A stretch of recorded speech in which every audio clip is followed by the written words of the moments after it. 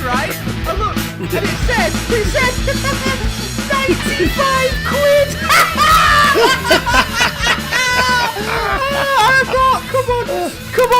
Come on, Chris, come on. You don't need that much money.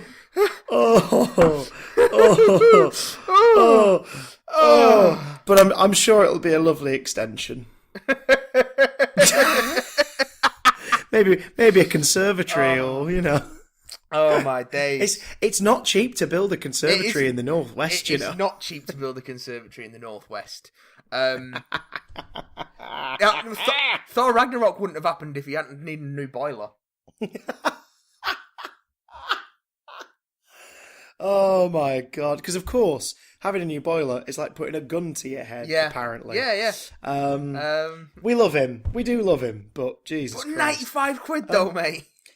I mean, based on what I know of Showmasters, it's probably not even his decision. Still. It's probably their call because it's his first one. Do you know what I mean? Yeah. Like, they are robbing bastards. If they'd like to hire us to host panels, though. Oh well, robbing bastards. Well, speaking of robbing bastards, welcome to the Batman and Robin of podcasting. I am Chris Johnson. I was wondering where that was going. I wasn't sure if you'd finished speaking or you were thinking of a witty thing to say. I'm Matt Watson. Oh, lovely. Let's do a lovely pause. This week's going to be a slightly shorter episode because, well, Chris, you're away doing an Easter show, are you not? Yeah. How's that going for you, Cocker? It's going well, Cocker. It's going well. By the time you lot hear this, it'll either have finished or be about to finish, so I'm not even going to plug tickets. But yeah, Alice in Wonderland at the New Theatre Royal in Lincoln. They asked me back, the little sweethearts, and I've been leaping around like a white rabbit, quite literally. No, Chris, you're a little sweetheart. Short and stout. Here is your handle. Here is my handle. Here is my cock. Yes. It's funny because Keanu Reeves keeps following me to nightclubs. It's really odd. Terrible. He always took the subway there. Lovely man. Terrible. He knows how to pose for a photo, unlike Alex Winter, apparently. Oh, God. Have you seen that Bill and Ted shot? Yeah. The pic of them in the phone. It's a really cool little picture, but it is sort of like, whoa. And the other guy's going, oh, look at you. Oh, look at you. I watched The Lost Boys yesterday for the first time in a long time. On the subject of Batman and Robin, Joel Schumacher, and Alex Winter. Yeah. It's pretty fucking good. Connexions. It's pretty fucking great. Some amazing haircuts. Oh, the best haircuts. Beautiful. The biggest, the best. The greatest haircuts, the best haircuts in the world. Okay. So we won't get into too much news this week. We'll have a big old gluttonous Don't worry, news catch up when you get back. And forget Bill and Ted. We'll touch on nostalgia very shortly. And same for emails as well. We'll get to them next week. So if you've emailed in, apologies you won't hear them this week, but you will hear them next week. We always get to them if we can be bothered. Which is usually. I do want to mention a couple of things though before we get into the main topic of this week, and that is firstly. Oh, I think I know what this is. Go for it. I was right, Christopher. I was you right. You were bloody right. They are coming back. Fantastic Four are returning to comics, and fresh off Spider-Man and taking over Iron Man, Dan Slott is writing with Sarah Pacelli on art. Oh no! Oh my days! Come on! Oh the my amazing days. The amazing and ultimate dream team up are bringing back Marvel's first family. I am so chuffed with that. That's a beautiful thing. That has happened. It is right a there. gorgeous thing. I mean, I found this out like 2 days ago, like the day after they announced it or whatnot, and I was just like, of course, like yes, 1,000 times. I think I'm gonna have to be cheeky and throw him a bone and see if we can have a chat with him about it. Because my God. You know what I mean? It'd be lovely, wouldn't it? Like, reach out to Dan, just be like, Dan, would you take 15 minutes to answer a couple of big damn questions, and then Based on our previous Skype chats, like that 50 minutes will evolve into a 4-hour discussion about comic books. Yeah. But yeah, I'm so chuffed with that team up. And I mean, also, I guess because obviously he had to write Spidey for 2 issues a month for a good couple of years, and then Spidey and Silver Surfer concurrently. I guess he obviously was like, I can handle 2 books, let's do this. Oh yeah, I mean, it's not uncommon that writers will work on 2 or more books at a time. I mean, look at Bendis. Bendis was... Well, Bendis used to churn out like 7 a month, didn't he? Yeah. I think at one point he was doing Avengers, New Avengers. Then after Marvel Now, he was doing all New X-Men, Uncanny X-Men, and Guardians of the Galaxy all at the same time. Yeah. Jesus wept. And some of those were double shipping as well. So that was pretty intense. So yeah, loving the costumes. Oh yeah, definitely loving the costumes. I mean, some of it's been teased already in Marvel 2-in-1 that Chip Zdarsky's writing, and that's going to continue as well. That's going to continue alongside it. So we're going to get 2 books worth of the Thing. Oh yes, and that makes me happy. I've been reading some 60s Fantastic Four in celebration, and man, I love the Thing. I love the Thing. He's ever loving, isn't he? He's ever loving and blue eyed. Yeah, I think he's taking a place as one of my favourite Marvel characters. He's coming up there. He's a cracker. I love him. You should let his Aunt Petunia know. She'll be absolutely delighted. Yes. And also, I want to mention, there's a new collectibles place, comics and collectibles place that's opened up near us, Cocker. And I said I'd give him a mention, and I'm going to give him a mention on social media as well, because I popped over there, and the guys running it, they used to have a shop on Chapel Street in town, but we're talking like 20 years ago now, because I barely remember it as a place I loved to go when I was little. I think it was just called the Doctor Who shop. Yeah. Oh, right. Hang about. Yeah. You walk downstairs, the door looked like a TARDIS on the outside. Aye. Yeah. It was like older items and secondhand stuff and old books, and yeah, I remember. And until recently, they've had a very, very small place in Bolton. Okay. But they've relaunched as Extraterrestrial, and they're in Farnworth. They're on the Express Trading Estate in Farnworth, so you have to drive there. But I'm going to take you down there when you come back, because it is a cracking place, and they should have the Dalek by then as well. But I went. Is that a euphemism? I guess we'll find out. But I went along there to have a look at them, and they are cracking, and we should go, and you'll love it, Cocker. But that's Extraterrestrial Comics and Collectables. They're on the Express Trading Estate on Stonehill Road in Farnworth. I'll be having a beep about them on social media as well. They've also got a couple of events coming up which I might go to, so we'll talk about that close to the time. But yeah, let us pool, sir. Give them a crack. There's a cracking place, and they'll give you a money off voucher for next time with every purchase of £10 or more. So I got a couple of them because I may or may not have bought a boxed Titans Return Voyager class Astro Train, who is currently standing on the shelf behind me, looking all Astro Trainy. So yeah, we got to go up there, Cocker. Got to ride that wild wind. So I'm probably going to try and flog some stuff to him as well. Hey. So, let's get into the main meat of today's slightly curtailed episode. Let's talk about Ready Player One. Yes. Ready Player One, the 2018 motion picture directed by Steven Spielberg, based on the book by some cunt. Ernest Cline. I have the book next. That's the one. I have the book next to me. I've read the first. I'm not insulting him. I just couldn't remember his name and decided to use the meme. I've read the first 2 chapters of it, and that was like 4 days ago. I've not brought myself to read any more yet. Okay. That says a lot. Just saying.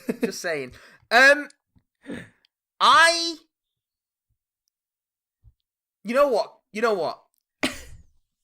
I thought I was going to hate this movie. Mm-hmm. And I didn't. I thought you were going to go, and I didn't. Bye, everyone. Email in, bigdamcontact@gmail.com. I didn't love it. I didn't love it, but there's some charm to be had, and there's some fun to be had in Ready Player One. It's got problems. I've got problems with it, but on the whole, namely, the romantic interest is a more interesting character than the lead, for example. The Artemis Parzival romance is just not good. It's not good. No, it is frighteningly quick. Especially also the whole thing of like, I'm suddenly. We'll get into that later. We'll get into that in spoilers. Yeah. It's a minor spoiler, but we'll get into it then. But yeah, the Artemis Parzival romance thing, I have a problem with that. But for the most part, it's a lot of fun. What did you think, Cocker? Oh, Matt. Sweet baby Matt, my sweet summer child. Yes. I went into it yesterday afternoon on a day off and sat down in the cinema, and all those pictures of the posters flashed up in my head. Those terrible posters they released. Oh, yeah, those posters are not good. And everything I was aware of about the film and the story came to mind, and I just was like, oh, God. And I kind of dug it. Yeah, I don't think it's a great movie. I think it's a little bit of fun. I'll be honest. I think it's far from Spielberg's best. It's a film you can watch once and get everything you need to out of it. You might want to watch it twice just to see if you can spot some of the Easter eggs in it. Yeah, I had a similar experience with Pacific Rim Uprising as well, which I also saw recently. Like I have. Oh, you'll have to tell us about that next week. That's a good bit of fun, but I have no desire to watch it again. Yeah. Like, where do we start? I mean, the basic plot is for those who don't know, the basic plot is it's like the year 2045, and people are. The world's in a bit of financial crisis, and homes and sort of neighborhoods are crammed into like these towering trailer parks, and not everywhere around the world, but people, to escape from their sort of poverty and everything and their woes and worries for a bit, play a game set in an online world called the Oasis. Which is, I can't remember if they mentioned this in the movie or not, but I'm sure I've read this somewhere. They make the Oasis like completely free. Yeah. The man behind it makes it completely free. So it is this whole thing of, look, if you live a terrible life and everything's miserable, here is a way for you to sort of escape and just enjoy yourself and relax. I mean, you've still got to afford the gear. You've still got to buy the gear. Yeah, you still got to get all the bit, but you saw different degrees of it. You saw like basic portable versions, like full rigs and things like that. And it was created by a man called James Halliday. And his colleague Oggy, isn't it, Ogden Morrow? Yeah. Who created this virtual world about 20, 30 years ago. They began it, and at this point in 2045, that's what the world's like. And Halliday passed away, I think it's like 10 years before the events of the movie. It's 4 or 5, if I recall. I remember. There's a little while before, because the idea is when he died, he put out a message saying, like, his final kind of gift to the world, there are 3 keys which you can get by figuring out 3 challenges, and if you get them, you not only get like $10 million or whatever, you get control of the Oasis. A ridiculous amount of money and his company. Yeah. So here was the bit that made me go, that's a cool idea, because of course, it's a Willy Wonka scenario, it's a golden ticket thing. Ty Sheridan plays Wade, who is our main character, for better or worse, and not his fault, really. It's not his fault. The comic book inspired named Wade Watts. Yeah, Wade Watts. A character who is really underwhelming, and it's no fault. It's no fault of Ty Sheridan's. Oh, absolutely not. He's trying so hard. Yeah. And I think he plays his alter ego Parzival like very well. Like I did connect with Parzival as the avatar adventurer of the story. Yeah. But we'll get into all that. But he's a uber fan of Halliday's work, and like he's like, right, I'm gonna figure it out because I really admire this man. He's one of many people. They're called Gunters. Yeah. Who are looking for the Easter egg, for these keys, and he's a massive fan of Halliday's work. So it's more about that. It's that whole fan need to prove yourself thing almost. Like he doesn't really know what he'll do with it. No, he wants the money. He wants the money because his family, him and his aunt, aren't particularly well off. But like, it's just because he's an uber fan of Halliday. But the thing that interested me, the thing that made me go, oh, that's a cool idea, turned out to be also one of the more boring parts of the movie in the end. But Nolan Sorrento, played by the wonderful and oft misused Ben Mendelsohn. Oh, Ben Mendelsohn, as the CEO of IOI, what are they called? Innovative Online Inc. or Online Industries, something like that. Like that was an angle I thought was really cool. Yeah, now like they were like the second biggest, and with Halliday's death, they're the top. They're the honchos. They make the tech. They do this. So they want to get the Oasis. So that was an idea I thought was cool. Like, they have entire floors of people at their buildings. Yeah. Like, who have been cherry-picked to either be researchers or gamers. Yeah, there are James Halliday scholars, because he was such a pop culture nerd that his love of pop culture has made it all, like, holy texts. Now, this is something that is really obnoxious in the book. Yeah. And it was... And I would argue... is also occasionally obnoxious in the film. Oh yeah, but it's not that part of the reason I've only read a couple of chapters of the book is because the first chapter contains a very, very detailed description of the video that Halliday releases after his death. Oh yes, is that complete with Spock's coffin and everything? It's different in the book, but there is one page of that which has 4 separate footnotes outlining details just to make sure you get all the things that it's referencing. Wait. The book has footnotes. Oh yeah, they're in character as Wade, but they're still obnoxious. They're really obnoxious. And I was kind of worried about that going in, but I think they managed to mitigate a fair bit of that obnoxiousness, and it's still there, it's still present, but it's much less front and centre, which is neat. Probably because you don't have Wade's in a monologue, really. Not to the same degree, and that's good because it's fucking excruciating in the book, the bits I've read of it so far. And like I say, I've only been able to stomach reading the first couple of chapters, so maybe it gets better, maybe it gets worse. I'll find out at some point. Oh god, but like, I mean, that says a lot. Like, if a book is just like research, exposition, you're just going to be like, no, and I'm going to put this down now. It's yeah, the idea of pop culture resurging like this as a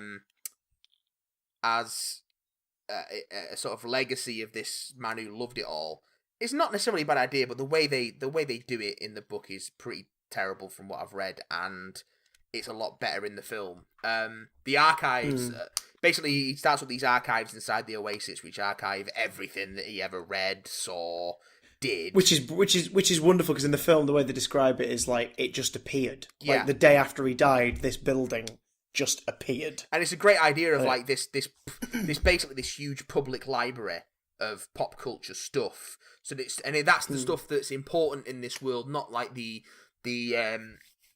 classics and the old masters and all that stuff. It is the populist stuff that's become culturally important, and I think that's interesting.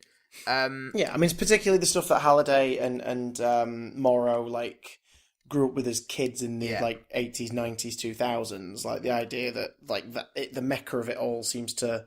I think the earliest reference thing, if you don't count King Kong, because obviously remakes and whatnot, like, is probably The Shining. Yeah.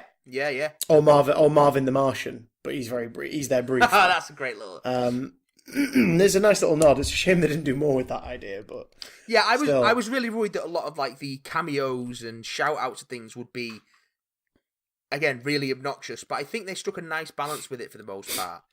I still don't think they got it as. I think the best movie to ever do that in a way where it wasn't gross, but you still like went, oh, it's them, is Who Framed Roger Rabbit. That was probably the best example of that in a movie. Because what they did is like it was a populated world with stuff you could spot, but then certain characters would have a moment and it wouldn't detract from anything. It just made you go, oh, cool.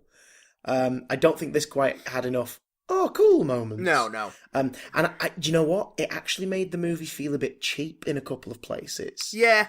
Which obviously it wasn't. It was like multi-million dollars spent on this, like hundreds of millions. But when you see like a version of the Joker and then you see him twice again, you sort of think, right, well, these are the characters that they've paid money for and they're gonna use them. But it makes the Oasis feel smaller. Yeah. As a result, but it's also, which is a shame, because it's limited to stuff that Warner Brothers either have the rights for or don't have to pay through the nose to use. Yeah, well, there's a few places they ask permission. I'd like to see a proper comprehensive list at some point, but I've seen a list that suggests there are a couple of like Marvel characters in there too. Not that I saw, but it wouldn't surprise me. Yeah, well, there are very wide shots several times. There's a lot going on in some of those reference-filled shots, but they don't do too much of the, oh, look at this thing from this thing. They don't do too much of that. There's a few easily dated things, like some that made me feel weird. Like, these aren't spoilers really, boys and girls, these are just nods, but like, when you saw Harley Quinn, yeah, and she was the Arkham Knight Harley Quinn. Yeah. And then later in the movie, Z walks past the Arkham Knight, and you're like, what? I didn't really? even clock that. It's the first time he goes into like the archive, he passes the Arkham Knight, and it was just like, why? Mm. Like, what a fucking obscure character to put in your movie. But then you see the Joker, and it's this weird sort of, and I can imagine it was a Warner Brothers mandate. It's this weird, like, half and half Injustice 2 Jared Leto kind of Joker. Like he's got like an open shirt and like a grubby Heath Ledger-esque face, but a long face, and it's like, what is this? Yeah. Because earlier on you see Batman, which you see in the trailer, but in this film the camera gets a bit closer, and it's so obviously the Keaton Batman. Yeah. Which makes sense for this world, because of course that's the one that like Halliday would have pre-uploaded. Like that would be the one he grew up with, the Jack Nicholson, Tim Burton era version of Batman. But anyway, so yeah, in terms of the way all that's done, it isn't grotesque. There are a few moments where I think you'll go ugh, which I definitely did, but it's not. It's on the right side of the balance for the most part, I think. Yeah, I thought so. None of it detracts from the story. I think you mentioned like one bit is an extended sequence with one very specific movie, and I think that works really well, actually. Yeah, like I thought that would be gratuitous, but I thought it was pretty neat, especially the way they get round some of the stuff that they wouldn't be able to put in a 12A movie. I think they do it really clever. I think they do a really clever job of getting round some of that stuff, and it's pretty fun, I think. And there's also several characters from franchises that kids should definitely not know, and one of them even earns this 12 certificate movies 1 F-bomb. Yes! Yes. Which did make me kind of giddy, I won't lie. I was like, yay, I just wish he looked less CGI. But anyway, it was a good moment. It's a video game, so of course he looks CGI. But yeah. There's the other characters. I mean, I think hands down the best character in the movie is actually it's a toss up in terms of the character I wanted to spend more time with. It was Artemis. I wanted to spend much more time with Artemis. I wanted to get to know her. Yeah. Samantha, played by Olivia Cook, I think. She was from Bates Motel. She was really good. Yeah. And it's a bit of a thankless role for reasons I believe are also in the book as well. Yeah, it wouldn't surprise me. I've not read that far, but it would not surprise me at all. Yeah, like it's one of those movies where you're watching it and you're like, I like what Ty Sheridan's doing, but Wade is not interesting enough. Can this be her story, please? If Ty, your hero's got to be your schlubby white guy who's a gamer. So if Ty Sheridan was a less interesting screen presence, it would be a completely bland role. He brings what he can to it, but he's he is hampered by the script. Olivia Cook's great, and I would love to have seen more of Artemis. If Artemis had been the main character, I'd have been more interested. We've mentioned Ben Mendelsohn. He's great as always. I don't want to mention who plays H because it kind of spoils the we'll reveal talk. at the We'll end. talk about that. That was another character I enjoyed. T.J. Miller as IROC. Yeah, I mean, despite T.J. Miller being T.J. Miller, slightly soured by real world knowledge, but all the same, I think a very good performance. Yeah. And written obnoxiously, which is why the performance worked, because his performance was kind of obnoxious, which works fine for that character because it is that nice juxtaposition of, oh my god, this dude looks like he'd be like the leader of Skeletor's forces smashing down Grayskull. Yeah, and he just talks like a bit of a dick. Well, it's like, okay, fair enough. I was thinking, like, is there a reference to something, or is that mostly? And I don't think it was a reference to anything in particular, was it? No, he was sort of like an 80s Saturday morning cartoon / like World of Warcraft mashup character, really, wasn't he? He was like a reference to. He was visually a reference to a bunch of stuff, I think. Yeah, but nothing specific. Yeah, Ben Mendelsohn does a pretty good job as Sorrento, but ultimately it's a kind of a pointless villain in a way, simply because he is just Man in Suit who's not evil, but goes a little too far. Yeah, what we see of IOI's methods is clearly underhanded, and they are capitalism gone rogue, and they do terrible things in terrible ways to people. But I think that was the biggest thing. I never felt like they were a threat. No, because once they get hold of the Oasis, it seems what they're going to do with it, they're going to fill it with ads and monetize the shit out of it.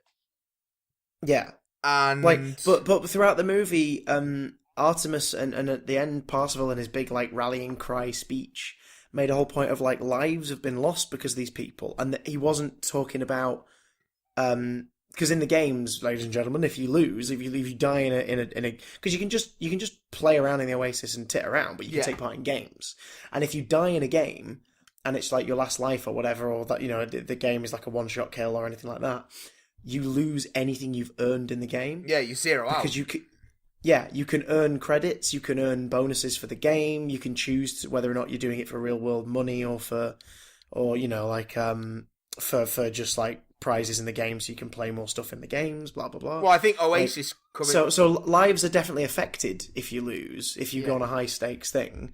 But like in his ending speech, he kind of like makes a mention of like real lives have been lost, and it's like, have they? They have. We never saw this. They have. They talk about it, but you don't really see it. And well, it's because Artemis talks about like her background and stuff, and you realise that losing out in the game, zeroing out, affected her family in a bad way. But it's just like you don't get a sense that the guys of IOI are evil. They're just opportunistic. I don't know. There is that one thing that happens. Well, yeah, okay. That's Oh no, of course, yeah. No, to be fair, yeah, that is the point where it's like, yes, we definitely. But also emotionally, the movie almost forgets that for 25 minutes. Yeah, in a way, it's really odd. It's really, really odd. Like that's what I'm saying. I don't think this film's a great film, but I think it's pretty fun, and it's because you kind of do have to, ironically, for a movie about virtual reality, turn your brain off a bit. Yeah, and I think to get into it. Honestly, I think Spielberg's wasted on this movie, but I don't know if... Yeah, he definitely brought a lot to it, absolutely. And I don't know if under any other directors certain bits would work as well. That's what I mean. I don't know if it'd work as well under a lesser director, but I think he's also wasted on the source material. Like, it's not... The source material is not complex enough. It's not worthy enough, really, of something he can do. But this is the guy who made even weirder Jones and the Kingdom of the Crystal Skull, so whatever. You know? Yeah.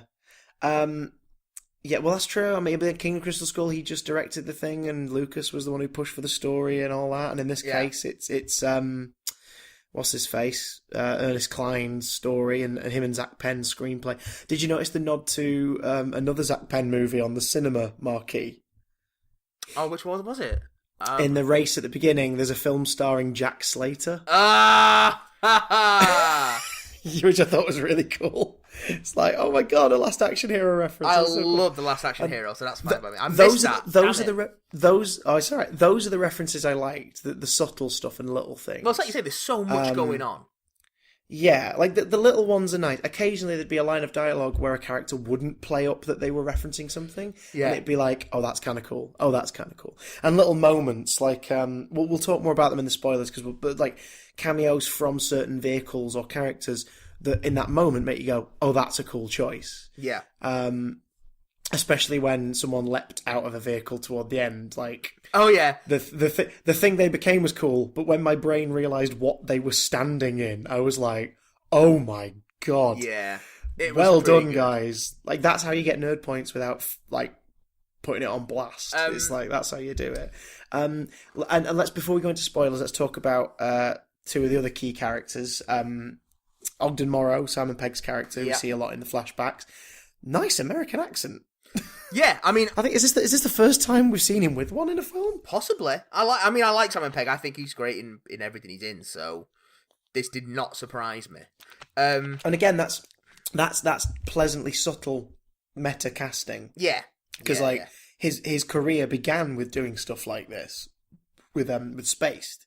Yeah, like Spaced is a TV show made by Pegg and Edgar Wright that was just about people. But its every influence could be traced back to an action film or a sci-fi series or blah blah blah blah blah. So it's a nice touch casting him, but he's completely overshadowed by probably the most interesting performance in the movie. Oh man, Mark Rylance is just brilliant. Spielberg's current golden boy, Mark Rylance. Oh man, he's so good in this. And people have been singing his praises as a theatre actor for years and years and years and years, but it's really under Spielberg. Has kind of sort of coaxed him into doing more and more film stuff and put him in the spotlight, and he has not disappointed by all accounts. I've not seen Bridge of Spies or the BFG, but by all accounts he's great in them. So I'd seen him in it. I thought he was really, really brilliant. Yeah, and it's just like it's just an interesting character, and I've seen online quite a bit that people are talking about that they think the version of Halliday in this film is sort of Steven Spielberg's his sort of way of portraying George Lucas and his relationship with George Lucas and how George has developed over the years as a creator. Oh, now you've said that, yeah. And it actually makes a lot of sense. This sort of this genius who is also, like, by all accounts, not necessarily a completely together person, and is sort of a victim of his own success in a way, and just oh my god. But yeah, this is one of those movies and stories where all the side characters are more interesting than the main character. And every moment Rylance is on screen, he just completely dominates it. Yeah, as both Halliday and Anorak. Yeah, his wizard like World of Warcraft style avatar. Yeah.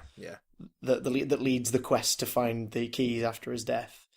Yeah. And again, what was nice about that was it's obviously he plays them both very differently, but Anorak is like he's very clearly the avatar of Halliday. Like certain things he says and the way he says it, you're like, that's the same dude, but it's like a performance. Yeah. And we should really talk about the sheer quality of the performance capture in this movie. Because that's what's used to bring to life all the stuff inside the Oasis, and you kind of sidestep that uncanny valley effect by it being explicitly not real. CGI. Like textures and lighting and shadows are done really, really well, but they don't make any. They don't make any illusions as to like, oh no, this is real. It's like, no, this needs to look like a current day video game cutscene. Yeah, like it needs to look like it's, although obviously slightly more polished. Yeah, but it's like, yeah, this is a game. Like you're watching a game, and certain characters' appearances as well kind of reiterate that when you see characters from games, and you're like, okay, fair enough. Yeah, I think it's a really, really, really neat bit of visual showcase. It's really neat. The story's a bit weak, and I have problems with it. The setting is interesting in places and underdeveloped in others. It's on the whole a good fun time. but as soon as you start to think about it too much, it kind of falls apart. Yeah. So let's talk spoilers. So if you haven't seen Ready Player One, I would recommend it if you've got nothing else to do for 2 hours, because it's not brilliant. It's not going to go down as a classic, but it is a good bit of fun. Yeah, I'd say check it out at least once, and don't wait till home video. I'd say go and see it on a big screen, because certain set pieces really popped in the cinema. But like, try and catch it on a matinee or like a weekend morning. Like, don't fork out loads for it. Just go in and spend 2 hours and 15 minutes with a bunch of okay characters and a couple of really, really interesting ones and some set pieces. I mean, here's the thing. I think the best way to describe it is if you're the sort of person who nostalgia really does it for you, then you're probably going to have an absolute blast playing Where's Wally. And I found myself doing it in some scenes. Yeah. Where I was just looking everywhere around the screen to catch. Because the problem is it does suffer from a lot of modern movie tropes in terms of visuals, one of them being like that sort of like grey-brown washed colouring to some scenes. So it is hard for certain characters to pop and stand out. But if you're looking for something more substantial than basically a Funko Pop aisle in a Forbidden Planet, then don't expect a lot, but enjoy what you can. Yeah. It's on the higher end of fine. Yeah. Right. Spoilers. Spoilers for your neck. Listen. Right. Okay. I'm no expert on human relationships. But I'm pretty sure I know where this is going. That you don't fall in love with someone just because they don't mind your birthmark. Oh, God. That was just the sort of it was. Oh, it was just like, you see those posts where on Tumblr or something where some like pretty boy is like, "Ooh, I think all women are beautiful and you can never da-da-da-da-da-da-da-da." I saw one of our mutual friends post a mockery of this sort of attitude on Instagram before. It's like, women don't need male validation to feel, confident in themselves, and like, no, I mean. There are different people work in different ways, obviously. If someone feels insecure about something and you compliment them on it and be like, "No, don't worry about it. It's cool. I like it. I think it's really cool." Then that's nice. That's nice. That's just being pleasant. But in this instance, it was, well, I think you're hot. I'm not disappointed. I still think you're hot with that freaky birthmark on your face. I think you're hot. Which is it's not like cool. It's not a particularly prominent or it's sort of like a. It's sort of like a faded rash meets an X-Men eyepiece kind of thing. Yeah, it's like Domino or someone. Do you know what I mean? It's just like, oh, that's cool.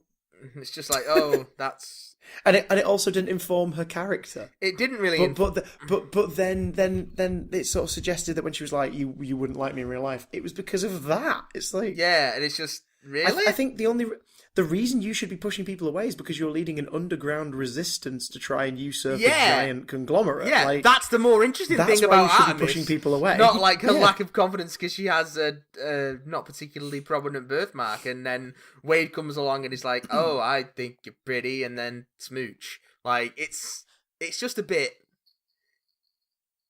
Do you know what would have made it a lot less grotesque? Because here's the thing: he grew up on pop culture and pop culture and Halliday's pop culture, and obviously a lot of that there's references to like John Hughes and everything. So he's into like like quirky teen romances and things like that.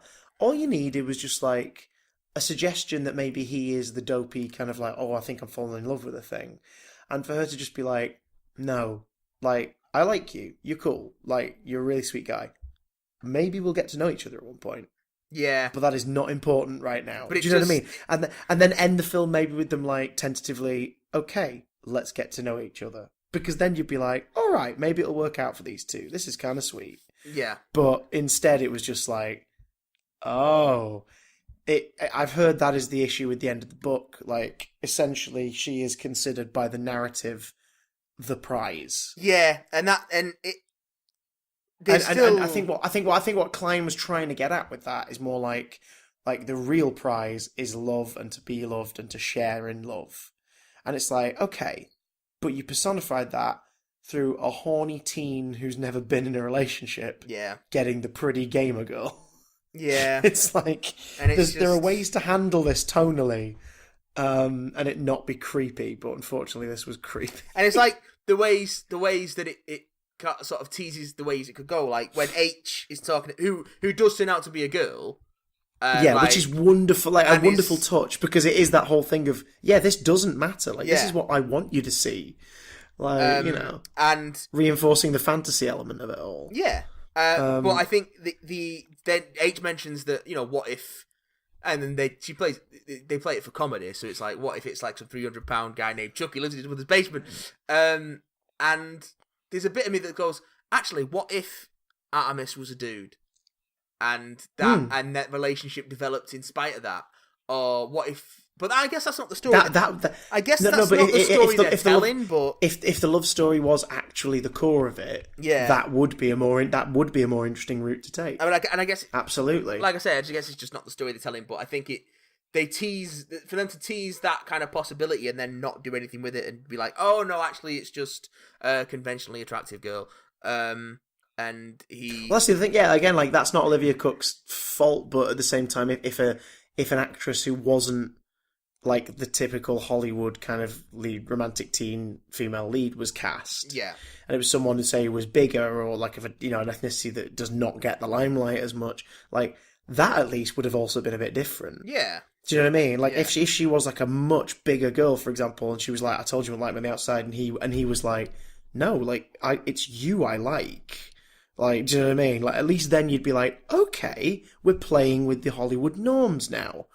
But it didn't. No. It was two conventionally pretty people, for some reason, falling in love very quickly. Yeah. And it was like, I don't want to be the guy who's like, oh, I wanted the story to go this way, and I think it's bad because it didn't go this way. Like, I get that that's not what the story's telling, but I think it was just...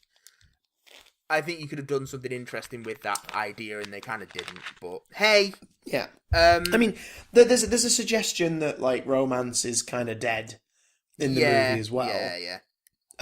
Like with his aunt's partners and love. the fact that everyone idolizes Halliday, but like one of the things that a lot of his like big fans know is that he never really went on a date ever. Yeah, he died. He died alone and didn't really do well with women, and that becomes a plot point as well. And even though it didn't turn out to be the case, it's believed that like one of his biggest regrets was not going on that date with the lady who turned out to be Ogden's partner later on. Yeah. When it actually turns out that it was about like taking the play. He wished he'd gone on the dance, not because like she was his long lost love, but because he feels like he missed out on a human experience that he never had because he didn't allow himself to do it. And it's like, okay, so it wasn't about long lost love anyway. It was about ticking off like being human on his checklist. Yeah. And it's just sort of like, so what is the message here? I'm really confused as to what you're trying to say. There's a parable in there, but it's kind of garbled. Well, it's the whole thing as well. Like, it's about real life. Like, it's, real life is what matters ultimately. Real relationships and everything. It's like, that's cool. But if that is the message of the movie, then the movie we've just watched is, in the logic of the film and that message, a sin. Like, it's the bad option. But much like a Hulk movie, where it feels weird because your protagonist is trying to get rid of the Hulk. He wants to stop being the Hulk, which is why you're there to see it.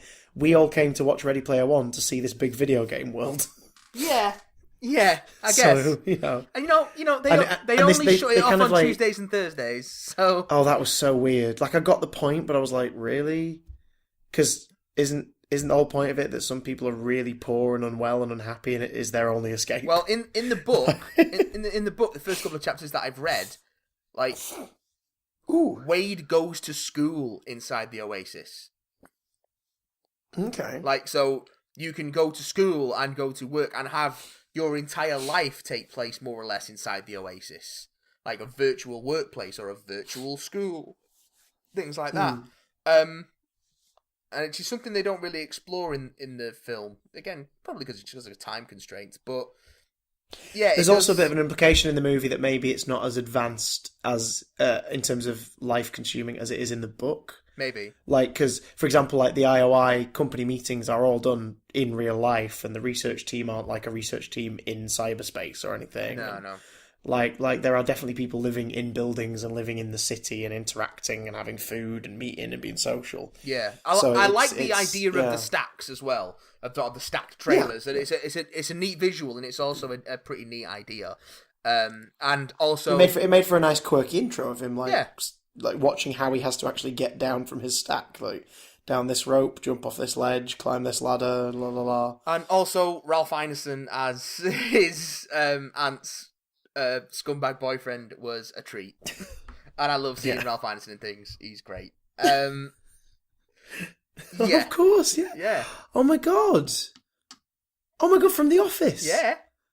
Oh, I didn't realise it first. It's because he normally has short hair, doesn't he? And He stuff. normally has short hair, and confused. also his voice is much deeper and scarier when he's not doing an American accent. So Yeah.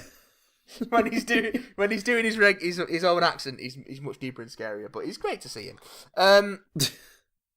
So Ooh. yeah, I mean, well, so let's talk about the stuff you spotted that you liked. Some neat references blown here away. and there.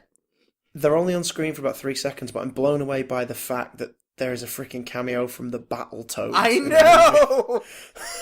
The Battletoads. Like, oh my Jesus. And the turtles. Battletoads. And but the Bay Turtles, weirdly. Yeah, it'll be a. I bet that was a clearance thing, and it's like, hey, Paramount, can we use the Ninja Turtles? No, but you have to use these ones. It'll have been an assets thing. It's like, hey, Paramount, can we use the Ninja Turtles? Also, have you got the CGI models so we can just plug them into our animation program? Yeah, that's true. Like Ryu and Chun-Li and stuff look like they were just straight from Street Fighter 5. Yeah. The textures tweaked slightly, and same with like Tracer. Yeah. From Overwatch and stuff. Marvin the Martian makes a brief appearance, which I really liked, doing his little run. I'm trying to think which ones I saw where I was just like, really? The Iron Giant finally made sense in the context of the movie, but even so, it is kind of upsetting to see the Iron Giant punching things. Yeah, and then that Terminator 2 reference is just like, oh no. It kind of made me smile, but in a sort of like, oh man, they actually went there. I can't believe it. I laughed, but then put my head in my hand. And there was a lot of that in this movie. There's a lot of like, oh, that's actually pretty terrible. Yeah. What was I going to say? Chucky was a secret weapon. He was an accessory. I just, considering they CGI'd him like from scratch, and he looked cool. Like if that was what he looked like in a video game, power to him. But I'm sorry, if they're going to get clearance to use a soundbite of his laughter, they could have got Durif in for like 1 or 2 lines. I know, right? Bridge, surely, because it doesn't even sound like Chucky's regular laugh. I mean, it's him. It's him, but it's sort of mixed in with all the screams and the shouts, and it's like. I guess maybe because there was just so much going on, it didn't register to me as a Chucky laugh. It was just like it felt. But it was the one F-bomb of this 12 certificate movie. Yeah. Fucking Chucky. Yeah. It was just like, okay. That was pretty neat. It was weird to see a bunch of horror icons like snuck in. Yeah. I only spotted a few. Like I spotted Jason Voorhees gets a prominent shot. Yeah. Because he gets attacked by Daito and Sho. Yeah. At the beginning, he gets like sliced in half by them, and Freddy Krueger appeared twice within the space of a minute. Well, everybody loves Freddy Krueger. He's walking past Parzival when he first like arrives, and you see him in like the lobby and stuff. And then he's on Planet Doom. Planet Doom's from something, isn't it? Possibly. I was trying to figure out what it was. I recognise the name. I'm sure it's a reference to something. I think it's generic enough to just be generic. Yeah. Yeah. Because it's pretty... like, Planet Doom is a pretty fucking generic term. Yeah. I mean, speaking of, like, games, though, like Doom, Master Chief and a bunch of his soldiers were there. A lot of Spartans. Who's the guy... he's a Mortal Kombat character, isn't he? The guy who... Artemis is described disguised as Goro, briefly. Goro from Mortal Kombat. Goro, who then a chest burster busts out of him. And which is a hand puppet. And what? And Artemis cuts the skin off with the chest burster as scissors, which I thought was pretty neat. I thought that was neat. Yeah. Like, it's... if you're gonna mess around with these things, like be inventive with it. And I thought that was a pretty neat moment. Yeah.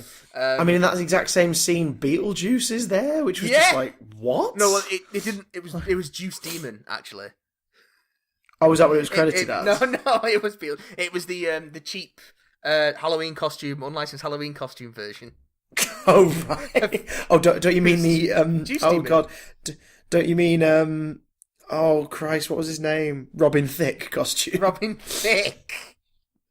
Ugh. God. What else? Like, I'm trying to think of ones that made me smile and ones that made me go, oh, for fuck's sake. I think the one that probably made us smile both the biggest was Daito jumping out of Serenity and then into a Gundam. Like, that was fine. Very cool to see. Fine. And especially because the Gundam, like the animation of it all, like the physics suddenly went out the window. Yeah. And it acted like it does in a Gundam wing, like anime. Like that was cool because it was like, this looks so weird in a way where I'm like, I'm glad I'm seeing it done this way because it's so bizarre to watch. That was really cool. And of course, fighting Mechagodzilla because why not? Do you know what I hate? I'll say this. Seeing Mechagodzilla was cool, but when a character like stopped the movie for 4 seconds to be like, "It's Mechagodzilla," I was like, "Ugh!" Like they didn't even need to say it. Like they didn't even need to. Just there it is. Like if you don't know what Mechagodzilla is, you're just like, "Oh my god, look at that giant dinosaur robot." Yeah, I know, right? And if you do, you'd be like, "Oh my god, it's Mechagodzilla." That's really cool. Then I say that, but like we're people who know what this stuff is anyway. So I imagine there are people who. I think the unspoken references were ones I enjoyed more than the ones that were like phoned in and showed off. Totally. Yeah. Like the T-Rex. It was the Jurassic Park T-Rex. They didn't give it a hero shot or anything like that. No one referenced it, but you heard its roar and you were like, "Yep, that's the JP one." Yeah. But the same with King Kong. Like it sort of looked like it looked sort of like the one from the 70s remake, which I thought was a nice touch because that would have been the one that Halliday grew up with. Yeah. But then compare that to like Parzival opening up H's box of ships and being like, this is this. It's like, oh, come on, that's a bit much. It's just a bit. I mean, it showed that he was an aficionado, but it was also the only scene in the movie where he showed any passion or excitement. Yeah, and then you have that conversation straight after with him and Artemis, where they're trying to one up each other on how much each knows about Halliday, and it's just like, and it put me in mind of that sort of gatekeeping that you get with fans, particularly male fans of stuff. They're like, they'll see a girl walk into a comic shop, they see a woman walk into a comic shop, and they'll be like, so what's your favourite comic? In what issue of this comic did this happen? And like, you wouldn't do that to a dude. You're doing it because... It worked a bit only because like they made that implication that the Gunters had sort of like given up at this point. There was only a few of them that were still doing it. So it was that whole thing of like, well, I bet I'm going to find it. As if you know all the stuff. All right, what about this? Well, what about that? But you're right. It was like, oh, yeah. I really hate that because then 40 minutes later, and it 40 minutes later, he only very briefly tells H off for not knowing what The Shining's like. Yeah.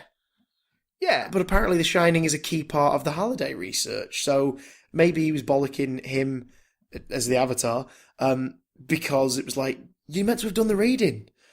But it then retroactively comes across as, oh, he's bollocking her for not watching a cool thing he likes. It's like... Yeah.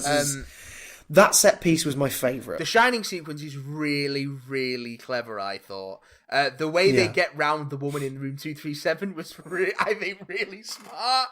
And I think I was actually laughing out loud. She just zombified and started chopping up. I mean, that is just the way they use the gigantic H character model to mask the nudity.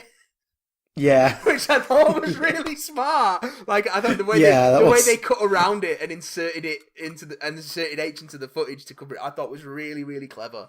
And then to straight up turn him into a pirate zombie was bonkers. And all right, why not? And then they kind of explain it when you see the ballroom, and it's a scene from one of Halliday's first video games. Yeah. Which in itself looked like it was a sort of nod to the Haunted Mansion and things like that. Yeah. So it was like, okay, like, fair enough. But it also means that if you're a massive fan of The Shining, you're like, oh my god, do they go as far as to show Jack? You see his leg and wrist briefly in the foreground of a shot. And sort of They also reference it with the picture, but it's instead of it being Jack Nicholson, it's Halliday. Yeah, that was cool. And I mean, that's the thing. If they had passion for this stuff that they were obsessed with, you almost want them to arrive at the Overlook and then for a moment sort of stop and be like, "Whoa!" Like, "Oh my god, it looks just like the film." Yeah. But they didn't. They were just like, "Right, let's get on to the mission." And you're like, "Oh, okay, all right." Yeah. We, the audience, are excited, but guess you guys are bored.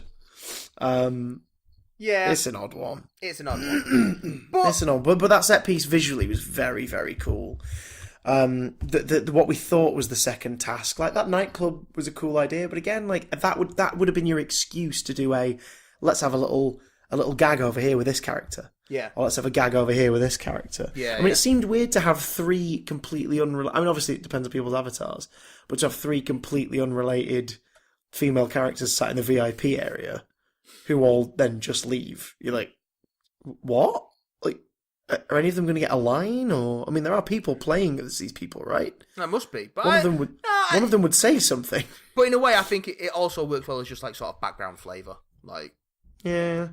So I didn't have a problem with that so much. I think those moments where it's like, oh, it's Harley Quinn and two other. Who else was it? It was Harley Quinn. They're both game characters, but I can't remember for the life of me who it was. I can't remember. But they're all sat in the booth, and then they all go without. But like moments like that where it's just they appear and don't have. No one goes, oh, it's Harley Quinn. Or she doesn't do like. Yeah, but that's what I'm saying. It's an avatar. It isn't Harley Quinn, but it's like to visually see a very distinct character and them to not even slightly behave or reference how we know them felt odd. Like it felt really strange. But I think that's because it was done better in like the Lego Movie, for example. It's like here's that character and they're acting a bit like we know them. Moving on. I think it's because that you say that they're not that character though, but knowing that they're avatars, I think kind of didn't really bother me in that sense because I knew that it was not that character. It's just someone dressed like that character. And then apparently that scene is full of the most Easter eggs. If you pause it and look at every dancing couple, it would not surprise people me. From stuff. And I saw somewhere someone mentioned that two of the dancers are Jon Snow and Daenerys Targaryen, and I'm like, oh, so they do reference a TV show at some point. Because it is weird that Halliday only seems to watch films and play video games, but they do. I was trying to think of TV references. Like the '60s Batmobile shows up. They mentioned and gets a really nice like gag where it teeters off the edge of a thing and then drops off. They mentioned TV shows in the book because in one of the chapters I've read, Wade proudly mentions how he's watched all of Family Ties like 3 times over. Right. And it's like, oh. I mean, that's another thing. You never see anyone consuming media in the film. So you're like, when did you? Yeah, everyone's just watch in the all these Oasis things all the time. Yeah, it makes sense if they're like screening rooms or something. Like the suggestions that media we know of has its areas. Like, I mean, one of the first things you see in the Oasis is the massive freaking words Minecraft world. Yeah. So it's like, okay, things we know are here and accessible. They're not just like relics, but it's weird. Yeah, it's an odd balance. I liked the Staying Alive dance sequence. Like, I think that looked really cool. I thought the dance sequence, especially the Zero G stuff, was really, really neat. It was wonderfully baffling and a bit odd. I think Ben Mendelsohn's in-game avatar looked kind of wonderful. Really, he was this like sinister Clark Kent kind of big motherfucker in a suit. It worked. It was the digital equivalent of a phallic replacement car. Like it's that sort of. It was like this is how he views himself, but no one points it out because they're too afraid because he's the boss. Yeah, it's that ultra macho sort of overcompensating thing, but in the form of a digital avatar because everyone has digital avatars in this world. I think that IROC would have been the equivalent of that, but we never get to see him in the real world. You know, when he got killed, I thought we were going to cut back to Chunky. Like, we were going to cut to the 400-pound dude in a basement somewhere. Because that would have been a little nice payoff to that earlier joke. But, do you know what I mean? Yeah. It's like, one of the characters we have been following did turn out to be the stereotypical nerd playing games in his basement archetype. Like, that would have, But in a or way, even just a kid, just be like a kid at the breakfast table, like, oh damn it, because they do that with because show. you'd have been like, oh, that's cool. They do that with show, don't they? So yeah. Oh no, I don't mean like a little kid, but just like someone where you go, oh wait, they're the master assassin. Okay, that was a nice touch with Sho and Daito, and I have a feeling that those characters and Helen, who's H, I had a feeling that there's probably scenes on the cutting room floor which let them breathe a bit more. Yeah, because they just it's a bit weird. Yeah, like how do they find each There's other? an How do they know each other? But yeah, I looked that up. Like in the book, these characters live completely on different parts of the planet. Yeah. And in the film, there is a suggestion that that's the case, but they all get together really quickly. Yeah. And two of them are definitely in the same city. So, yeah, weird. I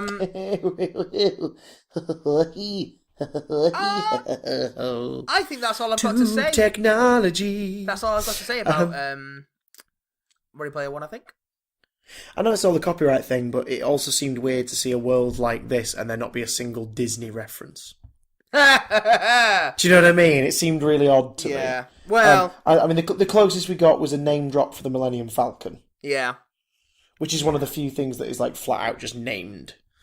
So yeah, I think the DeLorean was nice because they never gave it big hero shots. It was just, oh, he drives the DeLorean from Back to the Future Part 2. Yeah, and they don't... And it's got the Knight Rider, like, flashing dash on the front and back. Yeah, and they don't labour the point so much. Or like with... No. And they do the same thing with the Bigfoot monster truck that H drives. But then, of course, Artemis comes along the bike and they're like, it's Kaneda's bike from Akira! And it's like, oh, okay. Yeah, we know, but okay. It's just a cool bike, and you don't have to explain to us that it's Kaneda's bike from Akira for it to be cool. But if you know what it is, then you watch it and go, oh, it's the thingamabob. I think that's the thing I was worried about going in, and the thing that ultimately made me go, oh, I don't love this movie. Yeah. It was the fact that if it was just full of all this popular culture, and it was just there, and it wasn't like highlighted in those moments, I think I'd be like, yeah, okay. Because then it is like, it's a little treat for the people who do know. But instead, it just sort of, some references work fine. Like the Chucky moment, I think, works really well. Yeah. Because the joke is he's just like throwing something to get someone off their tail, and H goes, use this! And we see in the real world her sort of just throw her arms to to Wade. And you're like, what's she just given him? And then you cut to him in the driving in the DeLorean, and Chucky's on his lap trying to stab him, and he's like, ah! And he sort of throws it out of the window and he starts attacking people. Like, moments like that worked fine. Yeah. And I can't remember what it's called, but that ball thing that Artemis throws into the...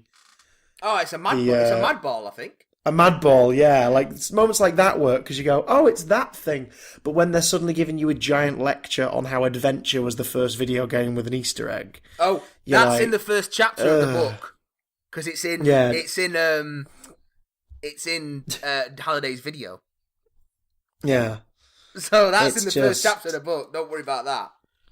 Like, Halliday's funeral gag, that worked well. Like, you know, like if you have a vague knowledge of popular culture, you're like, oh, look, he's got Star Trek floral displays. Yeah. And if you have a slightly bigger knowledge of it, you're like, that's the coffin Spock was in 2 and 3 in the films. Like, well, technically, do you know what I mean? It's a gutted photon torpedo. But see, boys and girls, see what you can achieve. Oh God. Let's get out of here, Christopher, because this recording situation is not ideal. in the words of Vanilla Ice, let's get out of here. Let's get out of here, baby. And we'll pick up in greater detail, although not about Ready Player One, next week. Unless you guys email about it, because we'll catch up with all the emails and news next week and such, because there's not really anything going on next week, I don't think, is there? We might have seen Ghost Stories by next week, so we can talk about that maybe. Yes, Ghost Stories. I'm having a little date on Sunday to go and see that. So. I forgot that was out so soon, so I'll try and see that as well then. Yeah. Yeah, it's out on the 6th, so day this podcast goes up. And all the cast here, we were trying to like figure out if we could get to see it before we finished, and we realised no. Like the first showing is Friday evening. The second showing is like after our show. Yeah. But it's the last night we're all here, so we're probably all going to go for a drink. All gonna party! Yeah. But you guys can drink in the fun by following us on Twitter at Big Damn Cast. Yep. Big Damn channel on the YouTubes, and of course we're on the iTunes and the AirDupes. Yep. We've got a proper Twitch channel now. Big Damn Stream on Twitch. So Yeah, boy. Go follow us over there. I'm doing Adventures in Backlogging again regularly as a stream now rather than a pre-record. So come along and interact. Keep an eye on Twitter for the days and times. And when I get back, we're totally going to have to do a couple as well, I think. Oh, yes. Oh, yeah. I tell you something. So, yeah. Boys and girls, ladies and gents, we'll play you out with these wise words from the great poet, Matthew Watson. I like my Astro Train, he's purple and grey. And I like my Astro Train, he's really great. That was a better pop culture reference than Ready Player One. I've been playing with my Astro Train the whole podcast. And as soon as I mentioned him, I had to take him in my hands and change him back and forth. You're talking about your vital organ, aren't you? No, I'm talking about this plastic toy in my hand. Yeah, whatever. Run, everybody. Run and don't let him touch you with his Astro Train. Astro Train!